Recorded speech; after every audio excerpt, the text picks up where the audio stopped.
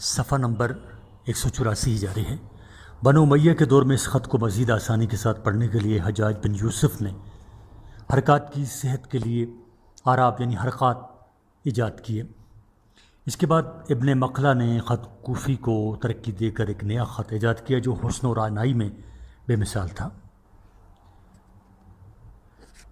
2. ظروف سازی۔ اسلامی ممالک میں مٹی کی ظروف سازی میں بڑی ترقی ہوئی، ان کی چمک دمک میں اضافہ کیا گیا۔ دنیا اسلام میں تیار کردہ مٹی کے برتن چینی کے برتنوں پر سبقت لے گئے۔ مسلم اسپین نے مٹی کی ظروف سازی میں مزید ترقی کی، بعد میں اٹلی کے لوگوں نے اسپین کی مٹی کے ظروف کی نقل کی۔ 3. شیشہ سازی۔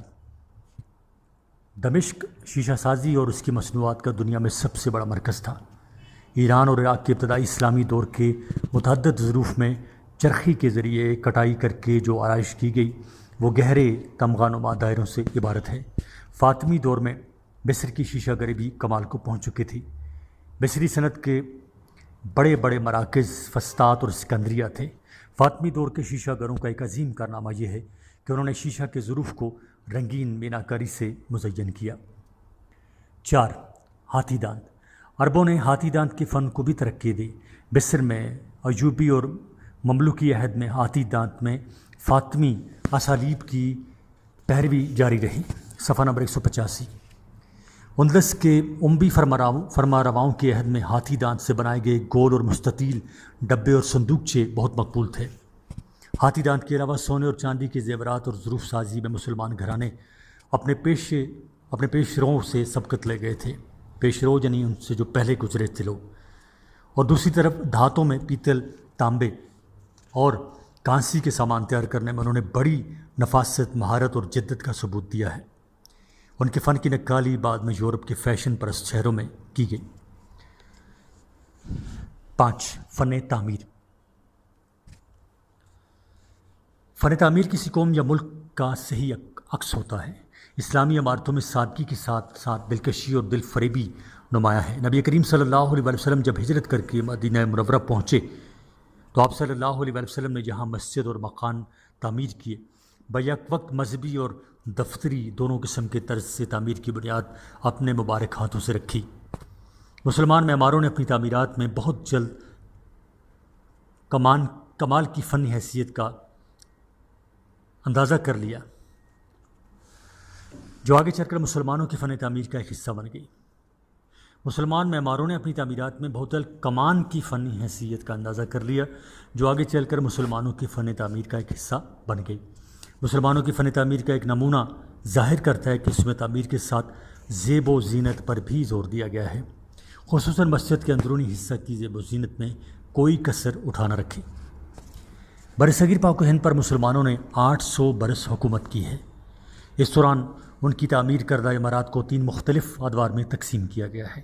پہلا دور پہلی 4 صدیوں میں ایک خاص مسلم کلاسیکی طرز تعمیر قائم ہوا جس میں مقامی طرز تعمیر کا امتزاج موجود ہے۔ دوسرا دور 15ویں صدی سے شروع ہوا جس میں علاقائی طرزیں زیادہ نکھری۔ تیسرا دور خاندان مغلیہ کے شاہانہ طرز تعمیر کا دور ہے۔ اس کی بہترین مثال آگرہ کا تاج محل ہے۔ الغرض اسلام نے اپنے پیروکاروں کو تحقیق، غور و فکر، تسخیر کائنات اور مشاہدہ و تجربہ کی دعوت و تعلیم دی تھی۔ اس کی بنیاد پر مسلمانوں نے بعد میں ضروریات زمانہ کے مطابق علوم و فنون حاصل کیے اور ان کو درجہ کمال تک پہنچایا۔ صفحہ نمبر 186۔ اور دنیا کو ایک اعلیٰ اور نیا تمدن دیا۔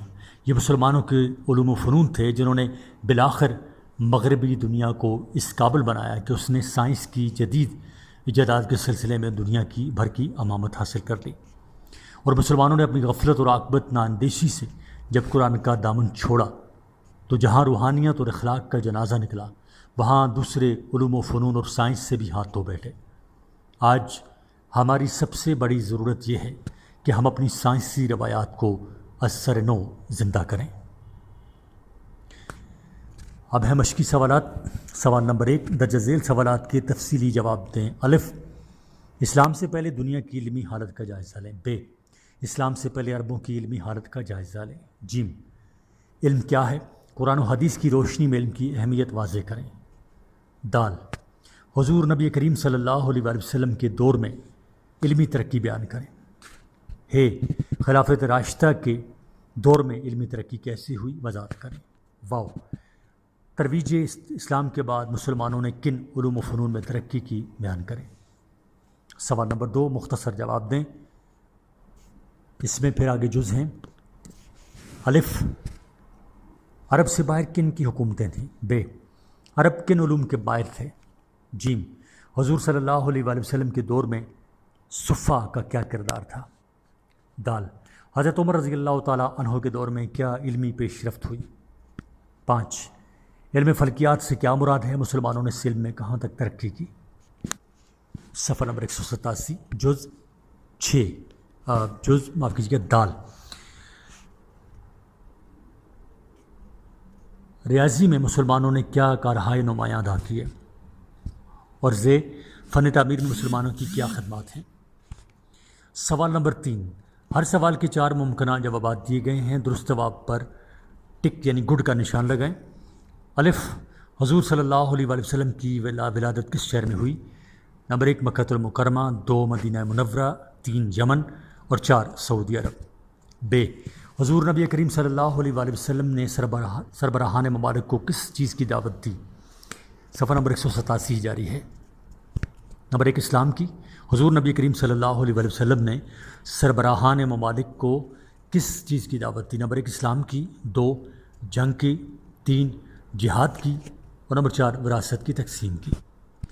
جیم حضور نبی کریم صلی اللہ علیہ وآلہ وسلم کے سربراہان ممالک کو بھیجے گئے خطوط پر کس چیز سے مہر سب ہوتی تھی؟ نمبر 1 انگشتری سے، 2 سیل سے، 3 سیاہی سے اور 4 بند لفافہ ہوتا تھا۔ ان میں سے کوئی ایک چیز جو آپ کو جواب صحیح لگتا ہے جو آپ نے پڑھا ہے تو آپ نے اس کو ٹک کرنا ہے، گڈ کا نشان لگانا ہے۔ دال حضرت ابوبکر صدیق رضی اللہ تعالیٰ عنہ کون سے خلیفہ راشد ہیں؟ نمبر 1 اول، 2 دوم، 3 سوم اور 4 چہارم۔ ہے جامع القرآن کون تھے؟ نمبر 1 حضرت علی رضی اللہ تعالیٰ عنہ، 2 حضرت عمر رضی اللہ تعالیٰ عنہ، 3 حضرت عثمان غنی رضی اللہ تعالیٰ عنہ اور 4 حضرت زید بن ثابت رضی اللہ تعالیٰ عنہ۔ سوال نمبر 4 خالی جگہ پر کریں۔ الف ورقہ بن نوفل مکے کا ایک باشندہ تھا جس نے زمانہ جاہلیت میں ڈیش اور ڈیش کو عربی میں منتقل کیا۔ ب قرآن مجید کو مدون کرنے کا کام حضرت ڈیش نے کروایا۔ جیم اسلامی ریاست میں ڈیش کو مرکزیت حاصل تھی۔ صفحہ نمبر آگے 188 جز دال باغبانی اور کاشتکاری مسلم ڈیش میں انتہائی عروج پر پہنچ گئی۔ اور آگے ہے فن تعمیر کی بہترین مثال آگرہ کا ڈیش ہے۔ آگے سرگرمی ہے۔ معلم یا معلمہ طلباء و طالبات کو کمرہ جماعت میں 2 گروپوں میں تقسیم کر کے ایک گروپ کو اسلام سے قبل علمی حالات قلم بند کرنے کا کام حوالہ کرے، دوسرے گروپ کو اسلام کے بعد علمی حالت تحریر کرنے کا کام تفویض کرے۔ باب چہارم صفحہ نمبر 179 یعنی 189 یعنی 189 باب چہارم اسلام کا نظام حکومت و ریاست۔ تدریسی مقاصد اس باب کے ہیں۔ اس سبق کے پڑھنے کے بعد طلباء اس قابل ہو جائیں گے کہ وہ نمبر 1 اسلام کے نظام سیاست سے اچھی طرح واقفیت حاصل کر سکیں اور دیگر سیاسی نظاموں کے مقابلے میں اسلامی نظام حکومت کی فوقیت سے آگاہ ہو سکیں، نیز یہ کہ طلباء اس ضمن میں جدید رویوں سے آگاہ ہو سکیں۔ 2 وہ حدیث اور سنت کے فرق کو جان سکیں تاکہ استنباط مسائل میں کسی الجھن کا شکار نہ ہوں۔ صفحہ نمبر 190 ریاست کی تعریف۔ وہ خطہ ارض جس میں لوگ کسی خاص نظام کے تحت زندگی بسر کرتے ہوں ریاست کہلاتی ہے۔ علم کی نظم کی تعریف۔ نظم کے معنی ہیں لڑی میں پرونا، ترتیب دینا۔ نظم ہوتا ہے نا، نظم و ضبط۔ نظم ریاست سے مراد ہے ریاست کے تمام داخلی اور خارجی امور کو خاص اصولوں کے تحت ترتیب دینا۔ اساسی رویے سے مراد وہ بنیادی خصائص یا خصوصیات ہیں جن کی بنیاد پر کوئی ریاست معرض وجود میں آتی اور چلتی ہے، اور ان خصائص کا منبع اس ریاست کا دین ہوتا ہے۔ الف، عہد رسالت میں نظم ریاست کے اساسی رویے، اساس کہتے ہیں بنیاد کو۔ مکی دور، جناب رسول اللہ صلی اللہ علیہ وآلہ وسلم کی بعثت کے وقت اہل عرب کی سیاسی، مذہبی اور اخلاقی حالت نہایت پست تھی، ملک میں کوئی منظم حکومت نہ تھی۔ بعثت کے بعد ابتدائی دور کی مشکلات کے پیش نظر نبی کریم صلی اللہ علیہ وآلہ وسلم کو قیام مکہ کے دوران یہ موقع نہیں ملا کہ آپ صلی اللہ علیہ وآلہ وسلم باقاعدہ اسلامی ریاست کی بنیاد رکھیں، لیکن اس اسلامی ریاست کے قیام کی طرف پیش رفت اسی وقت ہو گئی تھی۔ نمبر 1، جب آپ صلی اللہ علیہ وآلہ وسلم نے کوئی صفا پر چڑھ کر اپنے خاندان والوں کو مخاطب کر کے فرمایا، قولوا لا الہ الا اللہ تفلحوا، مسند احمد 16066 یہ حدیث۔ ترجمہ، کہو اللہ تعالیٰ کے سوا کوئی معبود نہیں، کامیاب ہو جاؤ گے، صفحہ نمبر 191۔ 2، جب دار ارقم رضی اللہ تعالیٰ عنہ کو آپ صلی اللہ علیہ وآلہ وسلم نے مرکز برائے دعوت توحید بنایا تھا۔ 3، اور جب آپ صلی اللہ علیہ وآلہ وسلم نے طائف کے سرداروں کو دین حق میں شمولیت کی دعوت دی۔ 4، جب آپ صلی اللہ علیہ وآلہ وسلم اور آپ صلی اللہ علیہ وآلہ وسلم کے پیروکاروں کو شیب ابی طالب میں محصور کر دیا گیا جو ایک تنگ گھاٹی تھی۔ 5، جب بیعت عقبہ اولیٰ اور بیعت عقبہ ثانیہ کے نتیجے میں یثرب سے وفود آ کر آپ صلی اللہ علیہ وآلہ وسلم کے گروہ میں شامل ہوئے، اس دور میں آپ صلی اللہ علیہ وآلہ وسلم نے اپنی اس چھوٹی سی ریاست کی تنظیم کے جو ضابطے اپنائے وہ اس دین کے تھے جو اس کے قیام کا سبب بنا، یعنی دین اسلام۔ مدنی دور میں تنظیم ریاست اور اس کے اساسی رویے۔ مدینہ کی طرف ہجرت کے بعد آپ صلی اللہ علیہ وآلہ وسلم کو جب ذرا سکھ نصیب ہوا تو آپ صلی اللہ علیہ وآلہ وسلم نے باقاعدہ اسلامی ریاست کی بنیاد رکھی۔ اس ریاست کی تنظیم کے جو اساسی رویے تھے وہ درج ذیل ہیں۔ نمبر 1، اقتدار اعلیٰ کا تصور۔ اسلام کے سیاسی نظام میں اقتدار اعلیٰ اللہ تعالیٰ کے ہاتھ میں ہے، وہی اصل دستور ساز ہے، اور انسان دنیا میں اس کے نائب کی حیثیت سے خداوندی قانون نافذ کرتا ہے۔ رسول کریم صلی اللہ علیہ وآلہ وسلم اپنی ریاست میں پورے نظام کے نگران اعلیٰ تھے۔ آپ صلی اللہ علیہ وآلہ وسلم جو قدم اٹھاتے تھے اس میں حکم خداوندی شامل ہوتا تھا۔ 2، شورائی نظام۔ آپ صلی اللہ علیہ وآلہ وسلم کی ریاست کی تنظیم میں جس رویے کا بنیادی کردار تھا وہ ہے شورائی نظام۔ آپ صلی اللہ علیہ وآلہ وسلم تمام اہم ریاستی امور صحابہ کرام رضی اللہ تعالیٰ عنہما کے مشورے سے طے فرماتے تھے۔ اس کی بڑی مثال غزوہ خندق ہے، جس میں حضرت سلمان فارسی رضی اللہ تعالیٰ عنہ کے مشورے سے خندق کھودی گئی۔ 3، اصلاح معاشرہ۔ کوئی بھی حکومت و سلطنت اس وقت تک زیادہ منظم ہوتی ہے جب وہاں تمام معاشرتی، اقتصادی اور مدنی برائیوں کا خاتمہ کر دیا جائے۔ آپ صلی اللہ علیہ وآلہ وسلم نے اپنی ریاست کو منظم کرنے کے لیے تمام برائیوں کو ختم کرنے کی بھرپور کوشش کی۔ صفحہ نمبر 192۔ 4، خدا خوفی اور تقویٰ۔ آپ صلی اللہ علیہ وآلہ وسلم اور آپ صلی اللہ علیہ وآلہ وسلم کے صحابہ کرام رضی اللہ تعالیٰ عنہما کہ دل خدا خوفی اور اسلام پسندی سے معمور تھے، اور ہر وقت ہر کام میں خوف خدا ان کے مد نظر ہوتا تھا۔ اسی وجہ سے نبی کریم صلی اللہ علیہ وآلہ وسلم نے اپنے دل کی طرف اشارہ کرتے ہوئے فرمایا، التقویٰ ہے ہونا۔ ترجمہ، تقویٰ یہاں ہے۔ نمبر 5، اشاعت دین۔ چونکہ اسلامی ریاست کی تنظیم کے لیے اسلام کا فروغ بہت ضروری ہے، لہذا آپ صلی اللہ علیہ وآلہ وسلم نے اسلامی تعلیمات کو عام کرنے اور فروغ دینے کا بڑا اہتمام کیا۔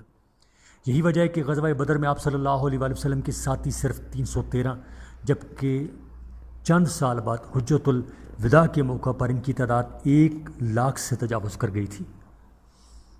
6، نبی کریم صلی اللہ علیہ وآلہ وسلم کی ذات عملی نمونہ تھی۔ ہمارے مذہب کی ایک بنیادی تعلیم یہ ہے، یا ایھا الذین آمنوا لما تقولون ما لا تفعلون، سورہ صف آیت نمبر 2۔ ترجمہ، اے مومنو تم وہ کہتے کیوں ہو جو کرتے نہیں۔ آپ صلی اللہ علیہ وآلہ وسلم بھی ایسے حکمران تھے جو ہر حکم عملی طور پر نافذ کرتے تھے۔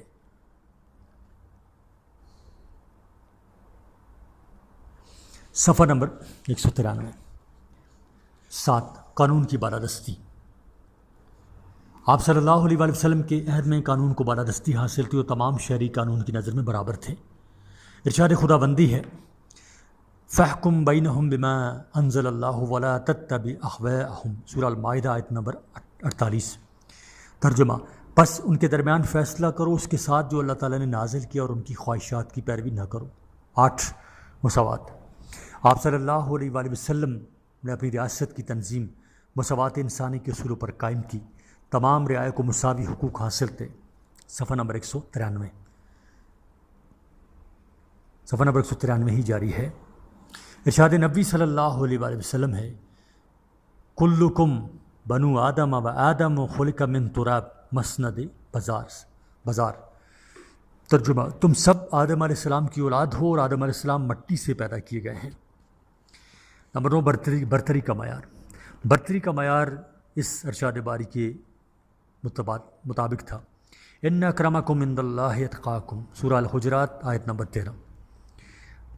بے شک اللہ تعالیٰ کے نزدیک تم میں زیادہ عزت دار وہ ہے جو تم میں زیادہ پرہیزگار ہے۔ 10، عورت کا بلند مقام۔ نبی کریم صلی اللہ علیہ وآلہ وسلم نے اسلامی ریاست میں نظم و ضبط کا بول بالا کرنے کی خاطر اس عورت کو جائیداد میں حصہ، زندہ رہنے کا حق، نکاح ثانی کی اجازت اور بلند مرتبہ عطا فرمایا جس کو زندہ درگور کر دیا جاتا تھا۔ صفحہ نمبر 194۔ نمبر 11، عقائد کی تعلیم۔ آپ صلی اللہ علیہ وآلہ وسلم کی منظم ریاست کی بنیاد درج ذیل 5 عقائد پر ہے۔ نمبر 1، ایمان باللہ۔ 2، ایمان بالملائکہ۔ 3، ایمان بالکتب۔ 4، ایمان بالرسل۔ اور 5، ایمان بالآخرہ۔ چونکہ انسانی رویوں کا دار و مدار اس کے عقائد، افکار اور سوچ پر ہوتا ہے، اس لیے نبی کریم صلی اللہ علیہ وآلہ وسلم نے ریاست کی تشکیل اور تنظیم سے پہلے عقائد درست کیے اور پھر اعمال کی طرف بڑھے۔ 12، مذہبی آزادی۔ آپ صلی اللہ علیہ وآلہ وسلم کی ریاست میں تمام فریقوں کو مکمل آزادی حاصل تھی، کیونکہ ارشاد خداوندی ہے لا اکراہ فی الدین، سورہ البقرہ آیت نمبر 256۔ ترجمہ، دین میں کوئی جبر نہیں۔ 13، عام شخصیات کی اہمیت۔ تنظیم ریاست میں آپ صلی اللہ علیہ وآلہ وسلم نے ایک اور مدبرانہ تدبیر یہ اختیار کی کہ جو عام شخصیتیں حلقہ بگوش اسلام ہو رہی تھیں انہیں معاشرے میں جائز و نمایاں مقام دیا تاکہ ان کی صلاحیتوں سے فائدہ اٹھایا جا سکے۔ آپ صلی اللہ علیہ وآلہ وسلم نے ان کو اعزاز بخشتے ہوئے فرمایا، ترجمہ، تم میں سے جو لوگ دور جاہلیت میں معزز تھے اسلام میں معزز ہوں گے بشرط کہ اسلامی قوانین سے واقف ہو جائیں۔ صفحہ نمبر 194 ہی جاری ہے۔ اسی حکمت عملی کے تحت آپ صلی اللہ علیہ وآلہ وسلم نے حضرت خالد بن ولید رضی اللہ تعالیٰ عنہ کو اسلام لانے پر سیف اللہ کا لقب دے کر انہیں لشکر اسلامی کا امیر بنا دیا۔ دفتری نظام کا آغاز۔ چند کاتبوں پر مشتمل آپ صلی اللہ علیہ وآلہ وسلم نے ایک مختصر دفتری نظام قائم فرمایا۔ ان کے ذمہ قرآن کی کتابت، زکوٰۃ کا حساب کتاب، مال غنیمت کا حساب اور سرکاری خزانے سے وظائف حاصل کرنے والوں کا حساب کتاب تھا۔ صفحہ نمبر 195، مال کی عین سے مال کی تقرری۔ آپ صلی اللہ علیہ وآلہ وسلم نے تنظیم سلطنت کے سلسلے میں مختلف اعمال کا تقرر فرمایا۔ جو شخص جس کام کے لیے موزوں ہوتا آپ اسے ہی مقرر کرتے تھے۔ سرکاری ملازمین کی تنخواہیں۔ اپنی ریاست کو منظم طریقے پر چلانے کی خاطر آپ صلی اللہ علیہ وآلہ وسلم نے سرکاری اعمال کی تنخواہیں مقرر فرمائیں۔ احتساب۔ آپ صلی اللہ علیہ وآلہ وسلم امور کی نگرانی خود بھی فرماتے تھے اور آپ صلی اللہ علیہ وآلہ وسلم نے بعض صحابہ اکرام رضی اللہ تعالیٰ عنہم کو بھی مختلف انتظامی امور کی نگرانی پر مامور فرمایا ہوا تھا۔ آپ صلی اللہ علیہ وآلہ وسلم خود بازاروں میں تشریف لے جاتے اور موقع پر بھی اصلاح کی ہدایت جاری فرماتے۔ اگر کوئی عمل نہ کرتا تو سزا دی جاتی تھی۔ اس سلسلے میں مجرموں کو ان کے گھروں یا مسجدوں میں نظر بند کر دیا جاتا تھا۔ عدلیہ۔ مدینہ منورہ کی شہری ریاست میں مسلمان تو مسلمان غیر مسلم بھی اپنے مقدمات آپ صلی اللہ علیہ وآلہ وسلم کے پاس لے کر آتے تھے۔ آپ صلی اللہ علیہ وآلہ وسلم کی قائم کردہ نظام عدل کی برکات تھیں کہ ماتحت قاضی، برملا، خلیفہ وقت کو عدالت میں طلب کرتے تھے اور ثبوت نہ ہونے پر بلا جھجک ان کے خلاف فیصلے دے دیا کرتے تھے۔ شہری منصوبہ بندی۔ آپ صلی اللہ علیہ وسلم نے شہری منصوبہ بندی کے بارے میں بھی کئی کرامت ہدایات دیں، جیسے آپ صلی اللہ علیہ وسلم نے فرمایا، نمبر 1، شہر کے اندر گلیاں اتنی چوڑی رکھا کرو کہ 2 لدے ہوئے اونٹ بآسانیاں آمنے سامنے گزر سکیں۔ 2، گھروں کا کوڑا کرکٹ مکان کے باہر گلی میں نہ پھینکا کرو، بلکہ اپنے مکانوں کے صحن اور سامنے کی جگہ صاف رکھا کرو۔ 3، آپ صلی اللہ علیہ وسلم نے مدینہ منورہ میں ایک دفعہ مسلم آبادی کی مردم شماری بھی کرائی تھی۔ صفحہ نمبر 196۔ معاشی تعلیمات۔ آپ صلی اللہ علیہ وسلم نے اپنی ریاست کی تنظیم و ضابطے کی خاطر معاشی زندگی کے بارے میں عملی تعلیمات دیں۔ نمبر 1، کسب معیشت۔ آپ صلی اللہ علیہ وسلم کا ارشاد پاک ہے، طلب و کسب الحلال فریضۃ و بعد الفریضہ، سنن القبرى البہقی۔ ترجمہ، فرائض کی ادائیگی کے بعد حلال روزی کمانا ایک فریضہ ہے۔ قرآن مجید میں ارشاد ہے، فابتغوا عند اللہ الرزق، فابتغوا عند اللہ الرزق، سورہ العنکبوت آیت نمبر 17۔ ترجمہ، اللہ تعالیٰ سے رزق مانگو۔ رزق کے حلال کی ترغیب۔ آپ صلی اللہ علیہ وسلم کا ارشاد ہے، توبہ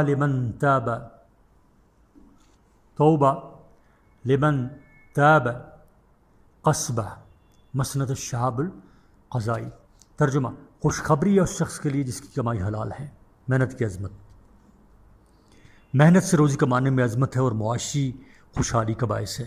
اللہ تعالیٰ اور نبی کریم صلی اللہ علیہ وسلم نے ہاتھ سے محنت کر کے کما کر کھانے کو بہت پسند کیا ہے اور ایسا کرنے والے کو اللہ تعالیٰ کا دوست قرار دیا ہے۔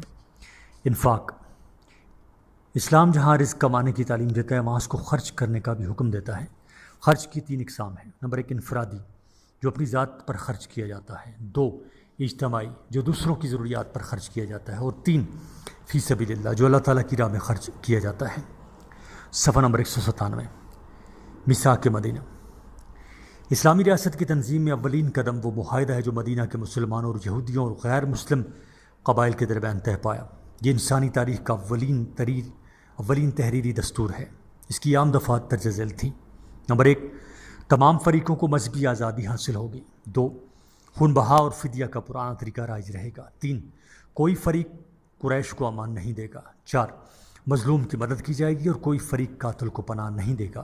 5، نزاعی امور یعنی اختلافی امور میں فیصلے کا آخری حق آپ صلی اللہ علیہ وسلم کے پاس ہوگا۔ 6، جنگ کی صورت میں ہر فریق دوسرے فریقوں کی مدد کرے گا، البتہ مذہبی لڑائیاں اس سے مستثنیٰ ہوں گی۔ اس معاہدے کی بدولت آپ صلی اللہ علیہ وسلم نے مختلف عقائد رکھنے والے متحارب گروہوں کو متحد کیا۔ آپ صلی اللہ علیہ وسلم نے اس سیاست کو اخلاق کے تابع کر دیا اور مذہبی رواداری کی بنیاد رکھی۔ اس طرح معاشرے سے ظلم، ناانصافی اور عدم مساوات کا خاتمہ ہو گیا اور امن و امان کی راہیں ہموار ہوئیں، اور یہ سب بصیرتیں اسلامی ریاست کی تنظیم میں سنگ میل ثابت ہوئیں۔ مواخات مدینہ۔ مواخات بھائی چارے کو کہتے ہیں۔ وہ غریب الوطن مکی مسلمان جن کو اسلامی اصطلاح میں مہاجر کہتے ہیں، دین کی خاطر مکہ چھوڑ کر بے سر و سامانی کی حالت میں مدینہ آئے تھے۔ اب مدینہ میں ان کی رہائش، قیام و طعام اور دیگر ضروریات کا بندوبست ضروری تھا، لیکن اس مدبر و منتظم حکمران نے اس مسئلے کو ایسے حل کیا کہ اس کی تاریخ میں مثال نہیں ملتی۔ آپ صلی اللہ علیہ وسلم نے مہاجرین و انصار کا ایک مشترکہ اجلاس حضرت انس بن مالک رضی اللہ تعالیٰ عنہ کے مکان پر منعقد کیا، جس میں آپ صلی اللہ علیہ وسلم نے مدینہ کے ایک متمول یعنی ایک امیر مسلمان کو ایک مہاجر کا بھائی بنا دیا، کیونکہ وہ مہاجر کی ہر لحاظ سے مدد کرنے والا تھا۔ صفحہ نمبر 198۔ اس لیے اسے انصاری کا نام دیا گیا۔ اس معاہدے کو مواخات یعنی باہمی بھائی چارے کا معاہدہ کہا گیا۔ رہائشی انتظامات۔ جو مسلمان مدینہ منورہ آئے انہیں کسی صاحب حیثیت انصاری کے ہاں مہمان ٹھہرایا جاتا۔ اگر ان کی تعداد زیادہ ہوتی تو عموماً شہر سے باہر خیمے لگا کر ان کی رہائش کا عارضی بندوبست کیا جاتا۔ نبی کریم صلی اللہ علیہ وسلم کی منظم ریاست کے یہ اس طور کے رویے ہیں جو ہم آج کی ترقی یافتہ دور میں بھی دیکھتے ہیں۔ مثال کے طور پر 5 سال پہلے، یہ ظاہر کتاب کا ایڈیشن پرانا ہے تو اس وقت 5 سال ہوئے تھے زلزلے کو، مثال کے طور پر 5 سال پہلے زلزلے کے نتیجے میں اور 1 سال قبل سیلاب کے نتیجے میں بے گھر ہونے والے افراد کی آبادکاری کے لیے محفوظ مقامات پر خیمے لگائے گئے تھے۔ فتوحات و غنائم۔ نبی کریم صلی اللہ علیہ وآلہ وسلم کے دور میں اللہ تعالیٰ نے مسلمانوں کو فتوحات و غنائم سے نوازا۔ اس سے بہت سارا مال و اسباب اور زمین و جائیداد وغیرہ مسلمانوں کے ہاتھ آیا۔ آپ صلی اللہ علیہ وآلہ وسلم کی عادت مبارکہ تھی کہ جو کچھ ہاتھ آتا اسے فوراً مسلمانوں میں تقسیم کر دیتے تھے۔ اس سے ان کی ایک مالی معاونت ہوتی ہے، دوسرا یہ قدم جذبہ جہاد کی طرف ایک پرکشش ترغیب ہوتا۔ خمس، مال غنیمت کے 5ویں حصے کو خمس کہتے ہیں۔ یہ اللہ تعالیٰ اور اس کے رسول کا مال ہوتا ہے، تو اس کو بھی آپ صلی اللہ علیہ وآلہ وسلم ذوی القربیٰ، یتامہ، مساکین اور غریب الدیار مسافروں میں تقسیم فرما دیتے تھے۔ زکوٰۃ صاحب نصاب مسلمانوں پر، یعنی جن کے پاس 7.5 تولے سونا یا 52.5 تولے چاندی یا ان کی مالیت کے برابر رقم موجود ہو اور اس پر 1 سال گزر جائے، سال میں 1 دفعہ فرض ہے۔ یہ آپ صلی اللہ علیہ وآلہ وسلم کے دور میں چاروں مدوں یعنی نقد، روپیہ، پھل کی پیداوار، مویشی، اسباب و سامان تجارت سے وصول ہوتی تھی۔ زکوٰۃ کے ذریعے آپ صلی اللہ علیہ وآلہ وسلم کی ریاست میں دینے والوں کے اندر لالچ ختم ہوئی، جبکہ لینے والوں کی ضروریات زندگی پوری ہوئیں۔ یوں یہ نظم ریاست کے سلسلے میں اہم قدم تھا۔ صفحہ نمبر 199، معاشی اور معاشرتی ترقی کے مزید اقدامات۔ معاشرتی اور معاشی ضروریات کا پورا نہ ہونا جہاں انفرادی زندگی کو الجھن میں ڈال دیتا ہے، وہاں ریاستی ترقی اور تنظیم کی راہ میں بھی رکاوٹیں ڈالتا ہے۔ اسی وجہ سے آپ صلی اللہ علیہ وآلہ وسلم نے مدینہ میں اپنی پہلی اسلامی ریاست کی تنظیم و تنسیق کے لیے ہر ممکن معاشی اور معاشرتی اقدامات کیے۔ ان میں سے چند ایک درج ذیل ہیں۔ نمبر 1، صدقات۔ زکوٰۃ کے علاوہ آپ صلی اللہ علیہ وسلم نے صدقات کی ادائیگی کی طرف مسلمانوں کی حوصلہ افزائی فرمائی۔ صدقے کی اقسام مندرجہ ذیل ہیں۔ نمبر 1، صدقہ نافلہ، کسی امیر شخص کا کسی ضرورت مند کی حاجت روائی کرنا۔ 2، صدقہ واجبہ، وہ جو واجب ہے جیسے جہاد یا رفع عامہ کے کاموں کے لیے۔ 3، صدقہ جاریہ، جس کا ثواب جاری رہتا ہے۔ نمبر 2، ہبہ، اس کا مطلب ہے تحفہ دینا، یہ معاشرتی تعلقات کو خوشگوار بنانے کا ذریعہ ہے۔ آپ صلی اللہ علیہ وآلہ وسلم نے فرمایا، آپس میں ایک دوسرے کو تحفے تحائف دیا کرو، اس سے محبت بڑھتی ہے۔ 3، امانت، یعنی کسی مصلحت کے تحت اگر کوئی چیز کسی کے پاس رکھوائے تو طلب کرنے پر فوراً اس کے حوالے کر دی جائے۔ ارشاد ربانی ہے، ان اللہ یأمرکم ان تؤدوا الامانات الی اہلها، ان اللہ یأمرکم ان تؤدوا الامانات الی اہلها، سورہ النساء آیت نمبر 58۔ ترجمہ، اللہ تعالیٰ تمہیں حکم دیتا ہے کہ امانتوں کو ان کے مالکوں کے حوالے کر دو۔ صفحہ نمبر 204، میراث۔ آپ صلی اللہ علیہ وآلہ وسلم نے اپنی ریاست میں اسلام کے قانون اور وراثت کو سختی سے رائج کیا، جو دولت کو رشتہ داری کی بنا پر منصفانہ طور پر تقسیم کرنے کا مؤثر ترین ذریعہ ہے۔ اس قانون کے تحت عورت کو بھی بیٹی، بہن، بیوی اور ماں کی حیثیت سے جائیداد میں حصہ ملنا شروع ہو گیا، جسے پہلے معاشرے میں زندہ رہنے کا حق بھی حاصل نہیں تھا۔ 6، وصیت، اس سے مراد یہ ہے کہ کوئی شخص مرنے سے پہلے اپنی دولت کے بارے میں ایسے لوگوں کے لیے وصیت کر دے جن کا اس کی دولت میں وراثت کے اعتبار سے کوئی حصہ نہیں ہوتا۔ یہ وصیت بہت سارے فسادات کو رونما ہونے سے پہلے ہی روک دیتی ہے اور امن و امان قائم رہتا ہے، جو اسلامی ریاست کی تنظیم کے سلسلے میں ممدد و معاون ہوتی ہے۔ 7، مہر، نکاح کے بدلے میں عورت کے لیے مہر مقرر کیا گیا جو اس کے لیے تحفہ ہوتا ہے اور طلاق کی صورت میں بھی واپس نہیں ہوتا۔ ارشاد نبی صلی اللہ علیہ وآلہ وسلم ہے، ترجمہ، اپنی بیوی کو تحفہ دینے کے بعد واپس لینے والے کی مثال کتے جیسی ہے جو اپنی قے چاٹ لیتا ہے۔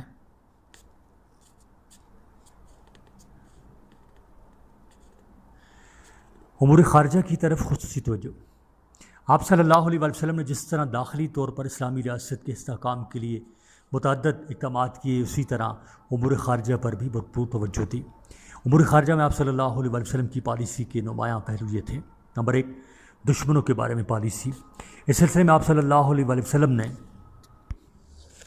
نمبر 1، سراغ رسانی کا ایسا نظام مرتب فرمایا جس سے آپ صلی اللہ علیہ وسلم کو قریش مکہ اور دوسرے دشمنوں کے بارے میں بروقت اطلاع ملتی رہتی تھی اور اس کے مطابق تیاریاں کی جاتی ہیں۔ 2، قریش کے تجارتی کافروں کے راستے میں آباد قبائل سے معاہدے کیے گئے، یوں قریش کے لیے تجارت کے راستے بند کر کے ان پر معاشی دباؤ ڈال کر ان کی طاقت کو کمزور کیا گیا۔ 3، آپ صلی اللہ علیہ وسلم نے قریش کے دوستوں سے پے در پے امن کے معاہدے کیے، جس کی وجہ سے مسلمانوں کے دوست زیادہ اور دشمن روز بروز کم ہوتے گئے، جبکہ قریش کے لیے معاملہ برعکس ہو گیا۔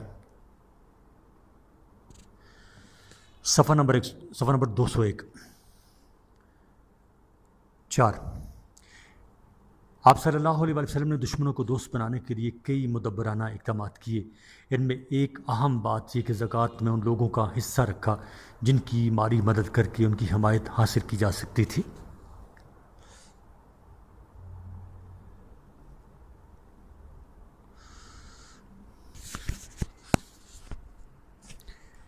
2، جذبہ شوق شہادت۔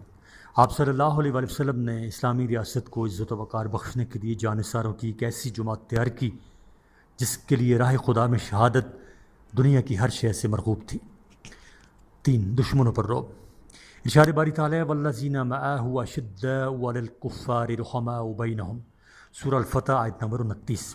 ترجمہ، آپ صلی اللہ علیہ وسلم کے ساتھی کفار کے ساتھ سخت اور آپس میں ایک دوسرے کے لیے نرم ہیں۔ علامہ اقبال اس کو یوں بیان کیا ہے: ہو حلقہ جانا تو بریشم کی طرح نرم، رزم حق کو باطل ہو تو فولاد ہے مومن۔ 5، سفارتکاری۔ آپ صلی اللہ علیہ وسلم کے پاس باہر سے جو سفیر آتے، آپ صلی اللہ علیہ وسلم انہیں مسجد نبوی میں ٹھہراتے۔ آج تک مسجد نبوی میں استوانۃ الوفود اس کی یادگار موجود ہے۔ آپ صلی اللہ علیہ وسلم اپنے سفیروں کا بہت احترام کرتے اور ان کے تحفظ کا خیال رکھتے تھے۔ رومیوں نے مسلمانوں کے ایک سفیر کو قتل کر دیا تو آپ صلی اللہ علیہ وسلم نے اس کا بدلہ لینے کے لیے موتا و تبوک کی مہمات کا اہتمام فرمایا اور آخری وقت میں لشکر اسامہ اس سلسلے میں روانہ فرمایا۔ صفحہ نمبر 202۔ سفیروں کو تحفے تحائف دینا بھی آپ صلی اللہ علیہ وسلم کا معمول تھا، کیونکہ ان سفیروں کے ذریعے اسلام کے اعلیٰ اخلاق غیر مسلموں تک پہنچا کر ان کو حلقہ بغوش اسلام کرنا اور اپنی اسلامی ریاست کو مضبوط اور منظم بنانا تھا۔ تعلیم کی طرف خصوصی توجہ۔ ایک مہذب اور تعلیم یافتہ قوم ہی ایک منظم ریاست کی معمار ہو سکتی ہے۔ اسی وجہ سے آپ صلی اللہ علیہ وسلم نے فرمایا: طلب العلم فریضہ، طلب العلم فریضۃ علی کل مسلم، سنن ابن ماجہ حدیث نمبر 224۔ ترجمہ، علم حاصل کرنا ہر مسلمان پر فرض ہے۔ آپ صلی اللہ علیہ وسلم نے باقی امور کی طرح علم کی نشر و اشاعت کی طرف بھی خصوصی توجہ دی اور فرمایا: میں معلم کی حیثیت سے بھیجا گیا ہوں، سنن ابن ماجہ۔ آپ صلی اللہ علیہ وسلم کے دور میں علم سے وابستہ لوگوں کا گروہ مسجد نبوی میں رہائش پذیر تھا۔ آپ صلی اللہ علیہ وسلم نے ان کے لیے ایک چبوترا تعمیر فرمایا جس سے صفہ کا نام دیا گیا اور ان لوگوں کو اصحاب صفہ کہا گیا۔ جنگ بدر میں کچھ لوگ قیدی بن کر آئے تو ان میں سے جو لکھنا پڑھنا جانتے تھے ان کا فدیہ یہ مقرر کیا گیا کہ 10 بچوں کو پڑھنا لکھنا سکھا دیں تو وہ آزاد ہیں۔ بے، خلفائے راشدین کے عہد میں نظم و ریاست کے اساسی رویے، خلافت کا لغوی مفہوم۔ صفحہ نمبر 202۔ لفظ خلفہ یخلف سے مصدر ہے، اس کے معنی ہے جانشینی۔ ایک اور جگہ اس کے معنی بیٹھنے کے بھی آئے ہیں۔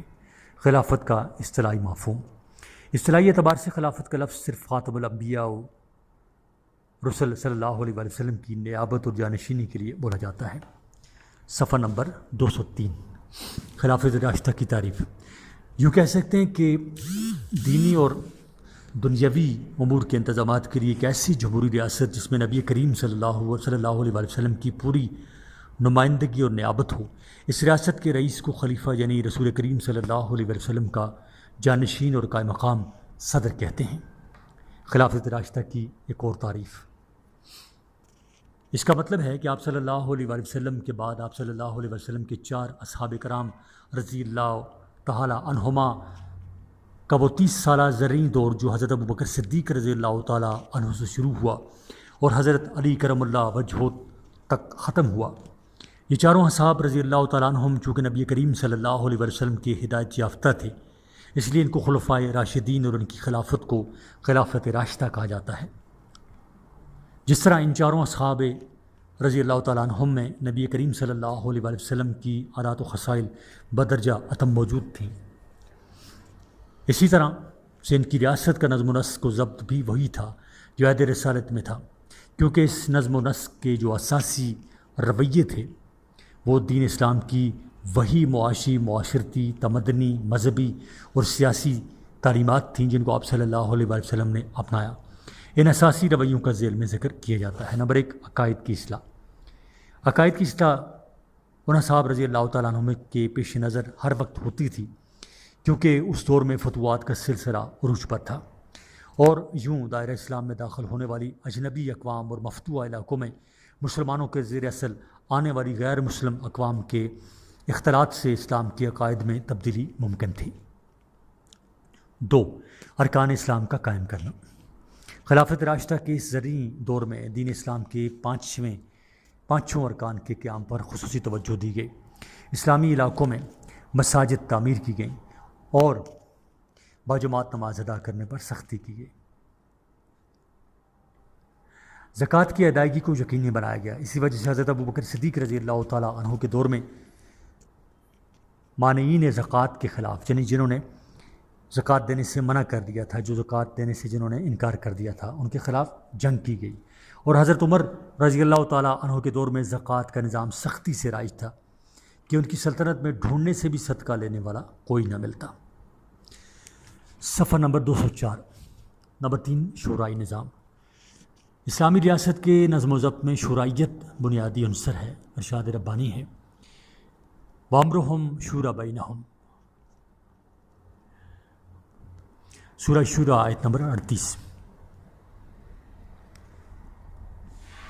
ترجمہ، اور ان کا نظام باہمی مشورے پر مبنی ہے۔ 4، خلیفہ کا انتخاب۔ چاروں خلفاء رضی اللہ تعالیٰ عنہم میں سے ہر ایک کا انتخاب جداگانہ نوعیت کا تھا، تاہم عوام کی رضا اور جمہوریت کی روح ہر انتخاب میں مکمل طور پر کار فرما تھی۔ 5، نبی کریم صلی اللہ علیہ وسلم کے نظام حکومت کی پیروی۔ نبی کریم صلی اللہ علیہ وسلم نے اسلام کے سیاسی نظام کی بنیاد رکھی، اور آپ ہی اسلامی حکومت کے مؤسس اور بانی بھی تھے۔ خلفائے راشدین آپ صلی اللہ علیہ وسلم ہی کے نقش قدم پر گامزن رہے۔ 6، قانون خداوندی کی بالا تری۔ اس ریاست کا اولین بنیادی قاعدہ یہ تھا کہ حاکمیت صرف اللہ کے ہاتھ میں ہے، اور اہل ایمان کی حکومت دراصل خلافت ہے جس کو لازماً قانون خداوندی کے تحت رہ کر ہی کام کرنا چاہیے۔ الا لہ الخلق والامر، سورہ اعراف آیت نمبر 54۔ ترجمہ، خبردار، تخلیق اور حکومت اسی کا حق ہے۔ صفحہ نمبر 205۔ نمبر 7، عدل بین الناس۔ اس ریاست کا دوسرا بنیادی قاعدہ یہ ہے کہ قرآن و سنت کا قانون سب کے لیے یکساں ہے، کسی کے لیے اس میں امتیازی سلوک کی گنجائش نہیں ہے۔ تمام مسلمانوں کے حقوق بلا لحاظ رنگ و نسل و زبان اور وطن بالکل برابر ہیں۔ ولا یجرمنکم شنآن قوم علی اللہ تعدلوا اعدلوا هو اقرب للتقوی، سورہ المائدہ آیت نمبر 8۔ ترجمہ، اور تمہیں کسی قوم کے ساتھ دشمنی اس بات پر مجبور نہ کرے کہ تم عدل نہ کرو، عدل کرو، وہ تقوی کے زیادہ قریب ہے۔ نمبر 8، حکومت کی ذمہ داری اور جواب دہی۔ ایک اور عام قاعدہ یہ تھا کہ حکومت اور اس کے اختیارات مسلمانوں کی امانت ہیں۔ اس امانت میں کسی شخص کو من مانے طریقے سے تصرف کا حق نہیں، اور یہی لوگ جواب دہ ہیں۔ نمبر 9، دستور حکومت۔ خلفائے راشدین کے دور میں نظام حکومت کی اساس خدا کی حاکمیت اور جمہور کی خلافت پر رکھی گئی۔ خدائی عطا کردہ قانون حکومت تھا، خدائی عطا کردہ قانون حکومت تھا جس کا خلیفہ بھی اسی طرح پابند تھا۔ جس طرح عام شہری۔ حضرت ابوبکر صدیق رضی اللہ تعالیٰ عنہ نے فرمایا، لوگوں میں تم پر حاکم مقرر کیا گیا ہوں، حالانکہ میں تم لوگوں میں سب سے بہتر نہیں ہوں۔ اگر میں فلاح و بہبود کا کام کروں تو میری مدد کرنا، اور اگر کجی کروں تو اصلاح کرنا۔ 10 اقتدار کی طلب کا ممنوع ہونا۔ یہ قاعدہ بھی اس دور میں رائج تھا کہ حکومت کے ذمہ دارانہ مناصب کے لیے عموماً اور خلافت کے لیے خصوصاً وہ لوگ سب سے زیادہ غیر موزوں ہیں جو عہدہ کے طالب ہوں۔ صفحہ نمبر 206۔ تلک الدار الآخرۃ نجعلها للذین لا یریدون علوا فی الارض ولا فسادا والعاقبۃ للمتقین، سورہ القصص آیت نمبر 83۔ وہ آخرت کا گھر، ترجمہ وہ آخرت کا گھر ہم ان لوگوں کو دیں گے جو زمین میں نہ اپنی بڑائی کے طالب ہوتے ہیں نہ فساد برپا کرتے ہیں، اور انجام نیک پرہیزگاروں کے لیے ہے۔ 11 بنیادی حقوق کا تحفظ۔ خلفائے راشدین کے دور میں بنیادی انسانی حقوق کے تحفظ کا لازمی خیال رکھا گیا اور تمام شہریوں کو یہ حقوق بلا امتیاز فراہم کیے گئے۔ 12 حکام کی نگرانی۔ خلفاء اپنے حکام کی سختی سے نگرانی کرتے تھے تاکہ وہ فرائض کی ادائیگی میں کوتاہی نہ کریں، جیسے کہ حضرت ابو مسلم انصاری رحمۃ اللہ علیہ صرف اس کام کے لیے مامور تھے کہ وقتاً فوقتاً صوبوں کا دورہ کر کے صورتحال کا جائزہ لیں۔ 13 انتظامی خصوصیات۔ اس میں آگے پھر جز ہے نمبر 1 صوبائی حکومت۔ ملک کو مختلف صوبوں میں تقسیم کیا گیا، عادل عامل مقرر کیے اور اہل حاجات کے لیے دروازے ہر وقت کھلے رہتے۔ نمبر 2 محکمہ احتساب۔ خلفائے راشدین نے مختلف محتسبوں کے فرائض خود انجام دیے، جن میں امر بالمعروف، اجتماعی زندگی اور معاشرتی زندگی کے قواعد شامل تھے۔ 3 فوجی انتظام۔ فوجی انتظام نہایت مستحکم تھا، مختلف قسم اور انواع کی فوج تشکیل دی گئی۔ 4 پولیس کا انتظام۔ حضرت علی رضی اللہ تعالیٰ عنہ کے عہد میں باقاعدہ پولیس قائم ہوئی اور مکمل شرعی حقوق کا نفاذ کیا گیا۔ 5 نظام عدالت۔ قاضیوں کو مقرر کیا گیا جو اسلام، قرآن، حدیث اور قیاس کے مطابق فیصلہ کرتے ہیں۔ 6 خراج۔ سب سے پہلے حضرت عمر رضی اللہ تعالیٰ عنہ نے رائج کیا، اس سلسلے میں سختی سے محاسبہ کیا جاتا۔ 7 بیت المال۔ اس کی بنیاد حضرت علی رضی اللہ تعالیٰ عنہ نے ڈالی، بیت المال کو نہایت ایمانداری سے استعمال کیا جاتا۔ 8 رفاع عامہ کے کام۔ مساکین کے لیے وظائف، مہمان خانے، سرائیں، ضرورت مندوں کی خبرگیری، کنویں، نہریں، استبل، چراگاہیں، بارکیں، دفاتر، چھاونی اور قلعے وغیرہ۔ اگلا مین پوائنٹ ہے 14 اخلاقی امتیازات۔ اخلاقی امتیازات جنہوں نے اسلامی ریاست کی تنظیم میں اہم کردار ادا کیا وہ درج ذیل ہیں۔ نمبر 1 سادگی۔ چاروں خلیفہ شان و شوکت کے قائل نہ تھے، ان کے کپڑوں میں اتنے پیبند لگے ہوتے کہ خلیفہ وقت کا پہچاننا دشوار ہوتا۔ 2 اللہ تعالیٰ کا خوف خدا ان کی گھٹی میں رچا ہوا تھا، یہ لوگ اپنے پروردگار کے نہایت متقی انسان تھے۔ ارشاد ربانی ہے، یا ایھا الذین آمنوا اتقوا اللہ حق تقاتہ ولا تموتن الا وانتم مسلمون، سورہ آل عمران آیت نمبر 102، صفحہ نمبر ہے 208۔ ترجمہ، اے ایمان والو، اللہ تعالیٰ سے ڈرو جس طرح اس سے ڈرنے کا حق ہے اور مرتے دم تک مسلمان رہو، صفحہ نمبر 208۔ یہ کتاب کا صفحہ نمبر 208 ہے۔ تیسری چیز ہے رعایا کے حقوق۔ کسی ریاست کے باشندے جس قدر آسودہ حال ہوں گے وہ اسی قدر منظم ہوگی۔ خلافت راشدہ کے سنہری دور میں رعایا کے حقوق کا خاص خیال رکھا جاتا تھا۔ حضرت عمر رضی اللہ تعالیٰ عنہ رات کو شہر کی گلیوں کا گشت کیا کرتے تھے تاکہ لوگوں کی ضروریات کا اندازہ ہو۔ یہ بھیس بدل کر لوگوں کے گھروں میں کام کرتے تھے۔ آگے مین پوائنٹ ہے 15 اشاعت علوم۔ اس دور میں جا بجا علمی مراکز قائم کیے گئے۔ حکام و عمال کے فرائض میں ایک فریضہ یہ بھی تھا کہ علم کو فروغ دیں۔ شہروں میں معلم مقرر تھے جو کتاب و سنت کی تعلیم دیتے تھے۔ مسجدوں میں مکتب قائم تھے، لوگوں کو قرآن، حدیث اور فقہ کی تعلیم دی جاتی تھی۔ تدوین قرآن کے علاوہ اس دور میں حدیث کے کئی مجموعے لکھے گئے۔ حضرت ابو ہریرہ رضی اللہ تعالیٰ عنہ نے اپنی روایات قلم بند کروائیں۔ ان کے شاگردوں نے ان کی روایات کے مجموعے تیار کیے، جن میں سے ایک مجموعہ صحیفہ حمام بن منبع رحمۃ اللہ علیہ اب بھی ملتا ہے۔ حضرت عبداللہ بن مسعود رضی اللہ تعالیٰ عنہ نے حدیث کا ایک مجموعہ تیار کیا، اس کی روایات حضرت سعد بن جبیر رحمۃ اللہ علیہ نے لکھی۔ صفحہ نمبر 216 پوائنٹ نمبر 16 اشاعت الدین۔ خلافت راشدہ میں دعوت اسلام اور اسلامی تعلیمات کو عام کرنے اور فروغ دینے کے سلسلے میں بڑا اہتمام کیا گیا۔ دینی تعلیمات کو فروغ دینے کے لیے اطراف ممالک میں مبلغ بھیجے جاتے تھے۔ خلیفہ اور والی بذات خود جمعہ کا خطبہ دیتا اور لوگوں کو اسلامی تعلیمات سکھاتا۔ 17 پوائنٹ نمبر 17 ذمیوں سے سلوک۔ مفتوحہ علاقوں کی غیر مسلم رعایا جو اسلامی حکومت کے ماتحت ہو ذمی کہلاتے ہیں۔ اس دور میں ذمیوں کے جان و مال اور مذہب کی حفاظت حکومت کے فرائض میں شامل تھی۔ ان کو پورے حقوق حاصل تھے۔ ان کے مقدمات کے لیے ان کے اپنے جج ہوتے تھے، مگر ریاست کے اہم اور کلیدی عہدوں پر انہیں فائز نہیں کیا جاتا تھا، کیونکہ ان سے وفاداری کی توقع ہی نہیں کی جا سکتی تھی۔ یہ مدبرانہ عمل ریاست کی تنظیم میں ریڑھ کی ہڈی کی حیثیت رکھتا تھا۔ 18 مفتوحہ علاقوں کی تنظیم۔ مفتوحہ علاقوں کی یعنی جو فتح ہوئے علاقے ہیں ان کی تنظیم کی طرف خاص توجہ دی گئی۔ وہاں کے ظالمانہ قوانین کو منسوخ کر کے عادلانہ نظام جاری کیا گیا۔ زمینوں کو ان کے قدیم مالکوں کے پاس ہی رہنے دیا گیا۔ ان علاقوں میں امن و امان قائم رکھنے کے لیے فوجیں متعین کی گئیں۔ آگے ہے جز جیم نظم سیاسی میں اسلام کی تعلیمات، حدود و شرائط، امتیازات اور علمی رہنمائی۔ اس میں نمبر 1 ہے اسلام کی تعلیمات۔ انسان فطری طور پر تمدن اور اجتماعی زندگی کو چاہتا ہے۔ انسانی تاریخ میں حکومت اور سیاست انسان کی اسی خواہش کی پیداوار ہے۔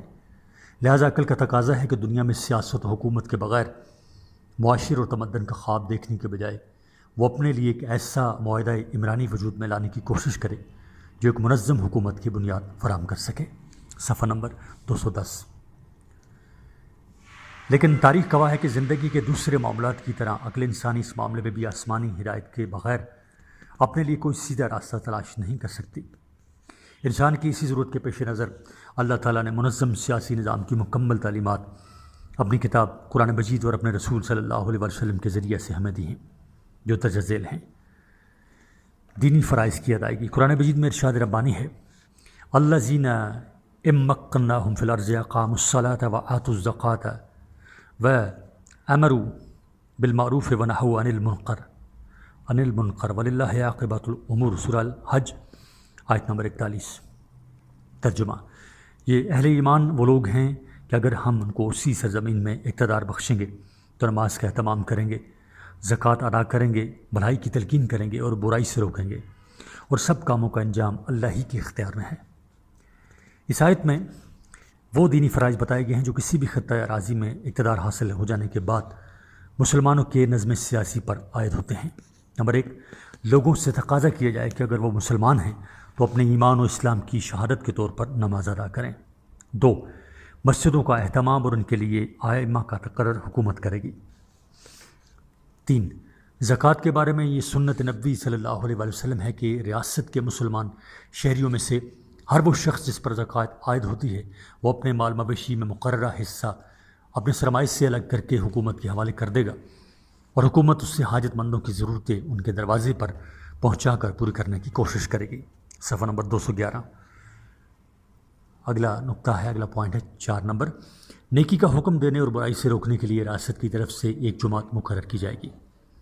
بنیادی اصول: یا ایھا الذین آمنوا اطیعوا اللہ واطیعوا الرسول واولی الامر منکم فان تنازعتم فی شیء فردوہ الی اللہ والرسول ان کنتم تؤمنون باللہ والیوم الآخر ذلک خیر واحسن تاویلا۔ سورہ النساء آیت نمبر 59۔ ترجمہ: ایمان والو، اللہ کی اطاعت کرو اور اس کے رسول کی اطاعت کرو، ان لوگوں کی جو تم میں سے صاحب امر ہوں۔ پھر تمہارے درمیان اگر کسی معاملے میں اختلاف رائے ہو تو اسے اللہ اور رسول کی طرف پھیر دو، اگر تم اللہ تعالیٰ پر اور قیامت کے دن پر ایمان رکھتے ہو۔ یہ اچھا ہے اور انجام کے لحاظ سے بھی بہتر ہے۔ اس آیت سے یہ واضح ہے کہ اللہ تعالیٰ اور اس کے رسول صلی اللہ علیہ وسلم کی اطاعت تو ابدی اور لازم و ملزوم ہے، لہٰذا ان کی اطاعت ہر اول الامر یعنی سربراہ ریاست پر فرض ہے۔ اول الامر یعنی سربراہ ریاست پر فرض ہے، جبکہ اول الامر کے احکام اس کی اطاعت الہی اور رسول صلی اللہ علیہ وسلم کے بعد ہی مانے جا سکتے ہیں۔ اسلامی ریاست میں کوئی قانون ایسا نہیں بنایا جا سکتا جو اللہ اور اس کے رسول کے احکام کے خلاف ہو۔ اہل ایمان اپنے اول الامر سے اختلاف کا حق رکھتے ہیں۔ اول الامر کی اطاعت کے چند لوازم۔ اللہ اور رسول صلی اللہ علیہ وسلم کی اطاعت کے تحت اول الامر کی اطاعت کے چند لوازم درج ذیل ہیں۔ صفحہ نمبر 212۔ نمبر 1، نظم ریاست کے ساتھ وابستگی۔ ان کے تحت جو نظام قائم کیا جائے مسلمانوں کو اس سے پوری وابستگی اختیار کرنی چاہیے۔ آپ نے اس نظم کو الجماع یا السلطان سے تعبیر کیا ہے، اسلام سے نکلنے کے مترادف قرار دیا ہے۔ ارشاد نبی صلی اللہ علیہ وسلم ہے، فَإِنَّهُ مَنْ فَارَقَ الْجَمَاعَةِ شِبْرًا فَمَاتَ إِلَّا مَاتَ مِيتَةً جَاهِلِيَّةً۔ صحیح بخاری 7054 یہ حدیث ہے۔ ترجمہ، جو ایک بالشت بھی مسلمانوں کے نظم اجتماعی سے الگ ہوا اور اس حالت میں مر گیا، اس کی موت جہلیت پر ہوگی۔ 2، قانون کی پابندی، یعنی قانون کے پابند رہیں الا یہ کہ اللہ کی نافرمانی میں کوئی قانون بنایا جائے۔ ارشاد نبی صلی اللہ علیہ وسلم ہے، علیک السمع والطاعة فی عسرک و یسرک و منشتک و مکرہک و اثرۃ علیک۔ صحیح مسلم 4860 یہ حدیث ہے۔ ترجمہ، تم پر لازم ہے کہ اپنے حکمرانوں کے ساتھ سمع و طاعت کا رویہ اختیار کرو، چاہے تم تنگی میں ہو یا آسانی میں، اور چاہے یہ رضا و رغبت کے ساتھ ہو یا بے دلی کے ساتھ، اور اس کے باوجود کہ تمہارا حق نہ پہنچے۔ اسمعوا واطیعوا وانس تؤمل علیکم عبد حبشی کان رأسہ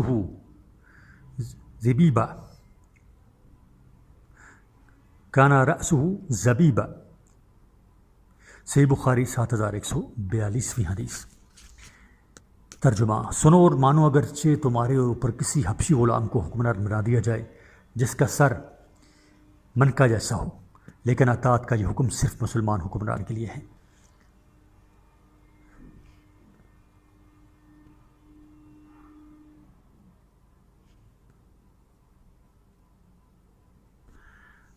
دو، اللہ اور اس کے رسول صلی اللہ علیہ وسلم سے انحراف کرنے والے حکمران کے خلاف بغاوت۔ ایسے حکمرانوں کے خلاف بغاوت کا حق کسی شخص کو اس وقت تک حاصل نہیں ہوتا جب تک مسلمانوں کی واضح اکثریت اس کی تائید میں نہ ہو، کیونکہ اس صورت میں یہ بغاوت مسلمانوں کے خلاف ہوگی، حکومت کے خلاف نہیں، جو اسلامی شریعت کی روح سے فساد فی الارض ہے اور جس کی سزا قرآن مجید میں قتل مقرر کی گئی ہے۔ من آتاکم وامرکم جمیع علی رجل واحد یرید ان یشک عصاکم او یفرق جماعتکم فاقتلوہ۔ صحیح مسلم۔ ترجمہ، تم کسی شخص کی امارت پر جمع ہو اور کوئی تمہاری جمعیت کو پارا پر کرنے یا تمہارے نظم اجتماعی میں تفرقہ پیدا کرنے کے لیے اٹھے تو اسے قتل کر دو۔ صفحہ نمبر آگے شروع ہو گیا 213۔ نمبر 3، عدل و انصاف۔ فَإِذَا حَكَمْتُمْ بَيْنَ النَّاسِ أَن تَحْكُمُوا بِالْعَدْلِ إِنَّ اللَّهَ نِعِمَّا يَعِظُكُم بِهِ۔ سورہ النساء نمبر 58۔ ترجمہ، اور جب تم لوگوں کے درمیان فیصلہ کرو عدل کے ساتھ کرو، نہایت عمدہ بات ہے جس کی اللہ تعالیٰ تمہیں نصیحت کرتا ہے۔ اس آیت میں یہ بتایا گیا کہ ریاست کے نظم و ضبط کے لیے حکمرانوں کی ذمہ داری ہے کہ عدل و انصاف کو ہر سطح پر اور اس کی آخری صورت میں قائم کر دینے کی جد و جہد کی جائے۔ 4، مساوات۔ اس کا مطلب یہ ہے کہ حکمران امیر و غریب، کالے اور گورے کا کوئی فرق نہ کریں اور سلطنت کے کسی کام میں جانبداری اور عصبیت کی راہ نہ اپنائیں۔ 5، حریص حکمرانی کے لائق نہیں۔ ارشاد نبی صلی اللہ علیہ وسلم ہے، انا واللہ لا نولی علی ھذا لعمل احد سألہ ولا احد حرص علیہ۔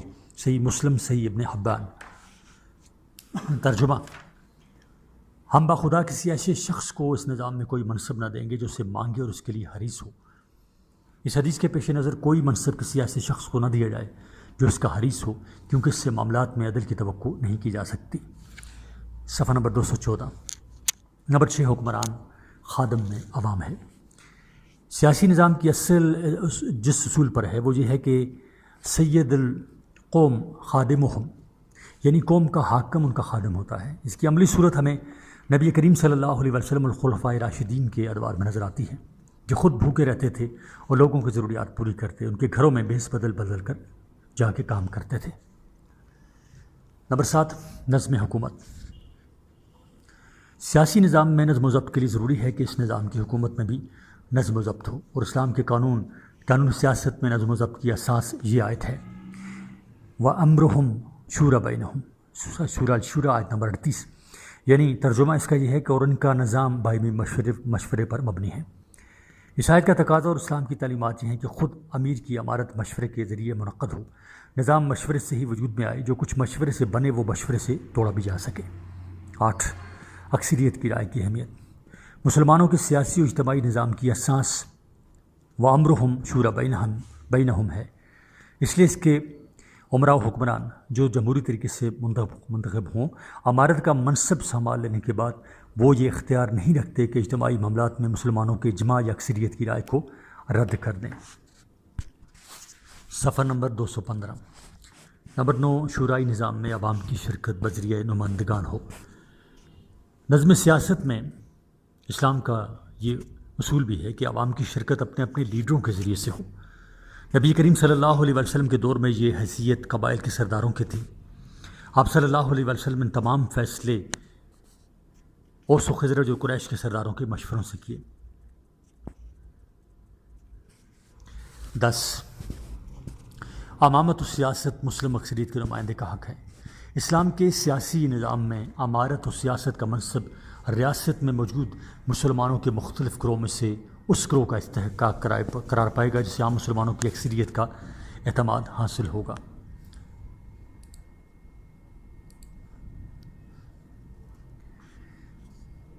اگلا جز ہے دال، نظم ریاست میں اسلامی حدود کا کردار۔ حدود کے لغوی معنی۔ حدود حد کی جمع ہے جس کے معنی روکنے کے ہیں، اسی سے حداد بمعنی دربان بنا ہے جو لوگوں کو گھروں میں داخل ہونے سے روکتا ہے۔ حد کے اصطلاحی معنی۔ اصطلاح میں حدود کے معنی ہیں قرآن حدیث کی متعین کردہ سزائیں۔ حدود کی خصوصیات۔ نمبر 1، کمی بیشی کی گنجائش نہیں۔ حد سے مراد وہ سزائیں ہیں جو اللہ تعالیٰ کی طرف سے مقرر کی گئی ہیں، ان میں کمی بیشی کی گنجائش نہیں ہے۔ دوسرے لفظوں میں شریعت اسلامیہ کی حدود میں اجتہاد اور ذاتی رائے کی گنجائش نہیں رکھی گئی۔ صفحہ نمبر 216۔ جز نمبر 2 ہے، سفارش ناقابل قبول ہے۔ حد میں کسی طرح سے بھی سفارش کرنا جائز نہیں۔ اس کی دلیل صفوان رضی اللہ تعالیٰ بن امیہ کا واقعہ ہے۔ جب ان کی چادر مسجد سے چوری ہو گئی، وہ اپنا مقدمہ نبی کریم صلی اللہ علیہ وسلم کے پاس لائے۔